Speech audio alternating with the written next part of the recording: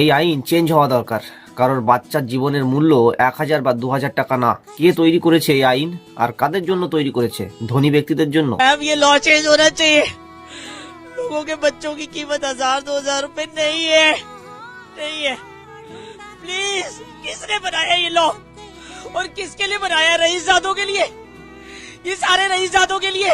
Actually হয়েছেটা কি যে দিল্লির দ্বারকাতে একটা অ্যাক্সিডেন্ট হয়। ভিকটিম ছিল সাইল ধানেশ্রা নামের একটা 23 বছরের ছেলে, well educated. According to his mother, সে একদিনে তার কলেজ ইউনিভার্সিটি থেকে 9খানা মেডেল জিতেছিল। তাহলে বোঝাই যায় যে কতটা ট্যালেন্টেড ছিল সে। এবং তার স্বপ্নগুলো সে ঘরে সুন্দরভাবে লিখে লিখে রাখতো। প্ল্যানিং করে রেখেছিল আমেরিকাতে গিয়ে হায়ার স্টাডি করবে, কিন্তু তার সমস্ত স্বপ্ন চোখের পলকে চূর্ণ বিচূর্ণ হয়ে গেল। তার মা তাকে 23 বছর ধরে একটু একটু করে মানুষ করেছে, পড়াশুনো করিয়েছে, কিন্তু সমস্ত কিছু ভেঙে চুরমার হয়ে গেল। অ্যাকচুয়ালি ঘটনাটা ঘটেছিল, সাইল তার স্পোর্টস বাইক নিয়ে বাড়ির দিকে আসছিল অথবা বাড়ি থেকে কোথাও যাচ্ছিল, আর হঠাৎ করে একটা ফুল স্পিডে থাকা কালো স্করপিও গাড়ি একটা ক্যাপ সহ সাইলের মোটরসাইকেলে জোরে ধাক্কা মেরে দেয় এবং সঙ্গে সঙ্গে সাইলের মৃত্যু হয়ে যায় সেখানে, এবং তার বাইক 3 থেকে 4 খণ্ড হয়ে যায় এবং সেই ক্যাবের ড্রাইভারও খুব খারাপভাবে ইনজিওর্ড হয়। তারপর ইনভেস্টিগেশন থেকে যেটা জানা যায় যে স্করপিও গাড়িটি যে চালাচ্ছিল সে ছিল একজন মাইনর এবং তার সঙ্গে তার বোনও ছিল, এবং তারা রিল করার জন্য গাড়ি নিয়ে বেরিয়েছিল এবং ফুল স্পিডে গাড়ি চালাচ্ছিল। আরো জানা যায় যে এর নামেই আগে